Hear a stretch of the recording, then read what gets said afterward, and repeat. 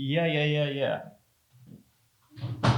No, I get it. Yeah, no, I mean, it would be cool though if you would think about bringing that back, you know? Right. Yeah. A new flanker. Yeah, I mean, I get it. It makes sense. Yeah. Right. More money. Okay. Well, okay. Yeah. All right. I'll talk to you later. Cool. Hey friends, Ash here with Gents. Hope that you're doing well. Today I'm going to be talking to you guys about 7 different discontinued fragrances that I feel like they should bring back immediately. Just bring it back. Make it easier to get these fragrances instead of paying a bajillion dollars. Yeah, that's a real amount of money on eBay for them. I'm also going to give you guys alternatives or replacements to each one of these fragrances that you could purchase now that you can still find that are going to get you close or similar to these ones, only at a more affordable price. So let's jump into it. Let's check these out.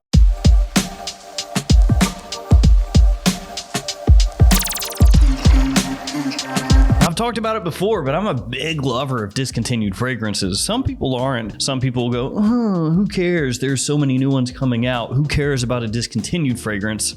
Me. That's who. I think they're fantastic. It's like the ultimate in exclusivity to an extent because they're not making them anymore. People aren't wearing these anymore. There's a finite amount of these fragrances, of these bottles, and every year that number goes down. And usually I won't talk about discontinued fragrances because people sometimes get a little up in arms because they go, hey man, that sounds great. I'd love to check that fragrance out. Let me go check the price. Never mind. But today, that's what we're doing. Discontinued ones. So first up, this is one of my favorite fragrances of all time, Gucci Envy. Now, this fragrance was done when Tom Ford was running the show at Gucci, along with Gucci Rush, the original Gucci Pour Homme, just some absolute stunners of designer releases. And I mean, the same thing happened when he was at YSL with releases like M7. Tom Ford just crushing it. But then after he left Gucci, they decided, you know, we're going to go a different direction, and they just killed those fragrances that were from the Tom Ford era. And this one is my personal favorite from that point in time. Ooh, that is nice. Ginger, incense, sandalwood, and tobacco. This has a classic masculine feel to it. It still absolutely works today. It still smells modern to me. It's still real to me. Now, Gucci Pour Homme, that one is also amazing. I mean, Gucci Rush is as well. Gucci Pour Homme 1, though, a lot of people will know that Bentley for Men Absolute is going to get you close to that nowadays. Gucci Envy, it's a little bit harder to find a fragrance that emulates this one. Used to be Carbon Homme. That was your best bet, especially in the opening. That one was pretty close to Envy, and Carbon Homme was cheap too.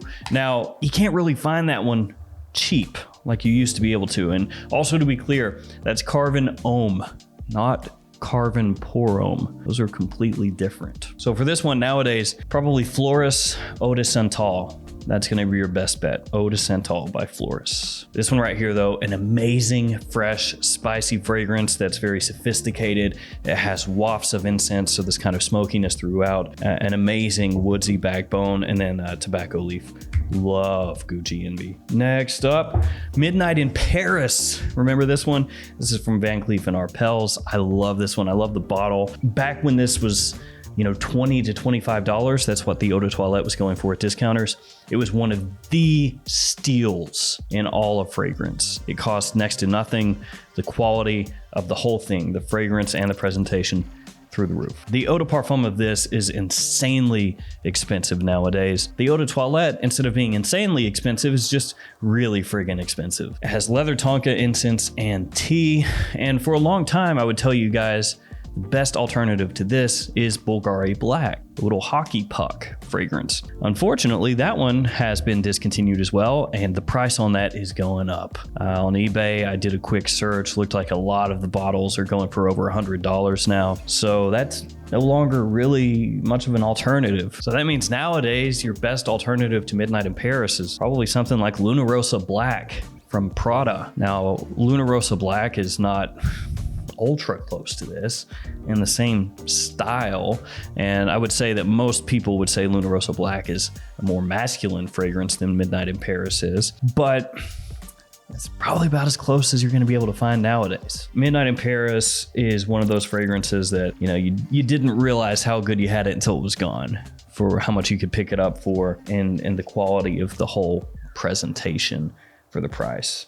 So I really wish they'd bring it back. Next up from Dior, Aqua Fahrenheit. Now, really, it could be a lot of different Fahrenheits in this video because there are some very solid ones that have gotten the executioner's axe over the years. Now, what I liked and still do like about Aqua Fahrenheit is it takes that DNA and it actually does transform it into a wearable warm weather scent, which you would not expect. When you smell the original Fahrenheit and you get that leather, that kind of gasoline petrol vibe from the violet, it doesn't come across like something you would ever want to wear in the summer. But this one, with its grapefruit and its mint, really freshens the whole thing up, livens it up, but it still has that Fahrenheit DNA, still has the leather, still has the violet, and it doesn't have any kind of rough edges or anything like that. It's just so easy to pull off, but at the same time, especially compared to what's coming out nowadays, so it's a little bit adventurous as well. Aqua Fahrenheit, I think, is fantastic.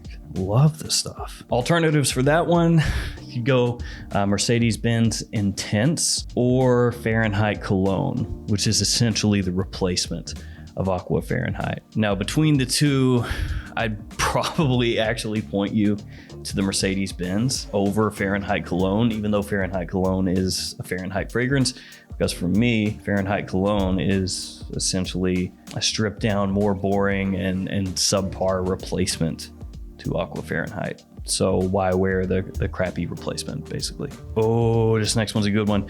This one also was really cheap from discounters. I have a big, like 500 milliliter size bottle of this thing, and I feel like I picked it up maybe $50, something like that. This is a little 100 mil.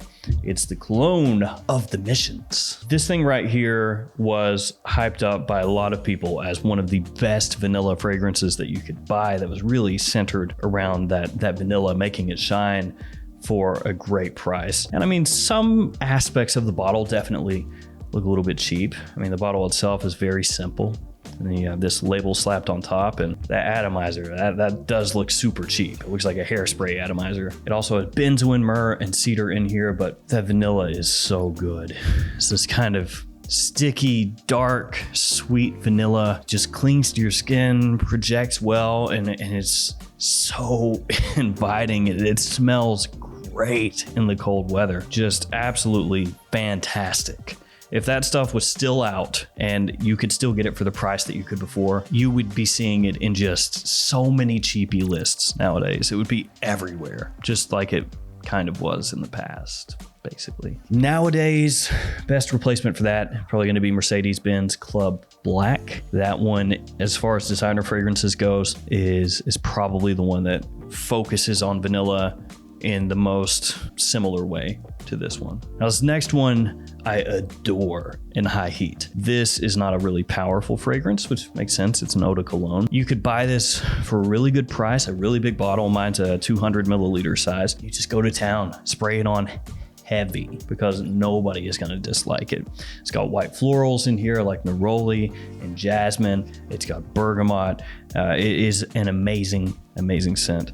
It's Bergamoto Merino, and it's from Jean-Franco Fair. It also has a note of melon in here, which you don't see all that often, but of course it's more about just a clean, kind of watery bergamot. It really does just smell so nice because it doesn't have too much sweetness. It's got this almost kind of wafty feel with the white florals, like you'll just pick up little whiffs of it. It's not heavy-handed. It doesn't come across like a big musky punch or anything like that. It just really kind of refreshes you, but without a heavy hand. Like I said before, not too much sweetness, not too much of an indolic kind of feel from the florals. And this one, for the price, it was a no-brainer. You just grab a big, huge bottle like this and just go to town. Just absolutely go to town. Didn't matter where you were going, what you were doing, casual, formal, office, whatever, that one could do it. Nowadays, probably Zegna Acqua di Bergamoto. Probably your best bet. Something in the similar style as this one. Performance, also kind of similar to this one, and it's not too expensive, assuming you can pick it up at discounters. Next up, we've got Attitude from Giorgio Armani, that kind of Zippo style bottle. This one and its flanker both. Just bring them both back. Go ahead and revive this line. Actually, that'd be cool. Coffee, patchouli, lavender, and cardamom in here. Also really, really good. Now, I'm gonna tell you, replacement wise for this one, not much out there. Your best bet, probably Baldi Sereni's Secret Mission, but just putting it out there, it's not as good as this. And a big reason for that is because this really makes use of coffee. It puts that coffee kind of front and center, and Secret Mission, not so much. This one still is a stunner to this day, and it's one of those fragrances where I don't want to use it too much, you know? It's like I want this bottle to last forever, which it probably will realistically, but I don't really wear it as much as I want to for that reason. This one is a fall and wintertime stunner. Also early spring, you can pull this off as well. Daytime or nighttime for me, either one. It is office safe to me as well. Great evening fragrance, or like night out fragrance, I mean to say, and good performance for me also. So Attitude, bring it back to me, one of Armani's better lines that got axed too soon. Before I jump into the last fragrance, I just want to mention this because I like the bottle. I'm not even really gonna say anything else other than that. Just Nemo, Cacharel, Nemo.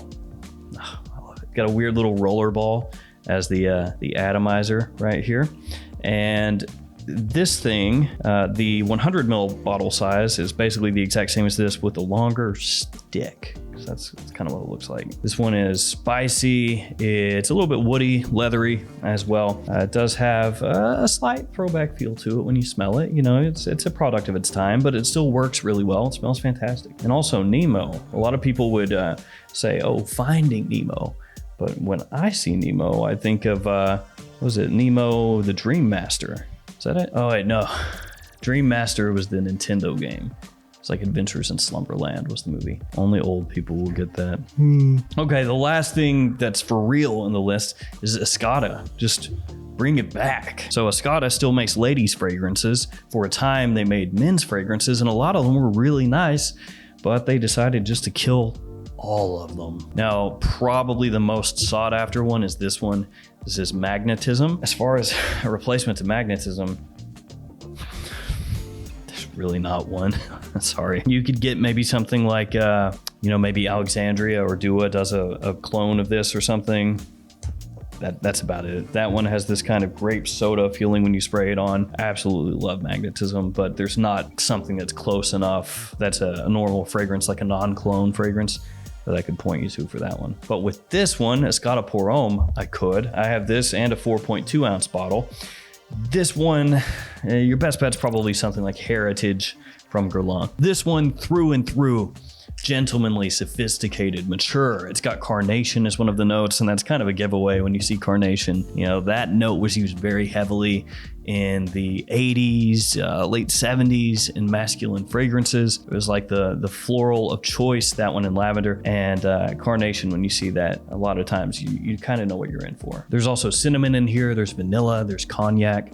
It's a very refined, grown-up fragrance that is basically a year-rounder. Maybe dial it down in summer a bit, daytime or evening, office wear.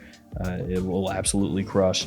Formal, just about any situation, really. Younger guys, though, are not going to gravitate toward this, but I do love it. I think it smells great, and it's the type of scent you're just really not going to see released nowadays. So Escada, really, I wish they would just come back in general, make some men's fragrances again, because they had some really, really, really nice ones. There we go. 7 discontinued fragrances I wish they'd bring back. And if they don't, at least some alternatives that will get you close to how these ones smelled. All right, guys, thank you for hanging with me. Thank you for your support. Stay safe out there. See you tomorrow with another fragrance video. See you later.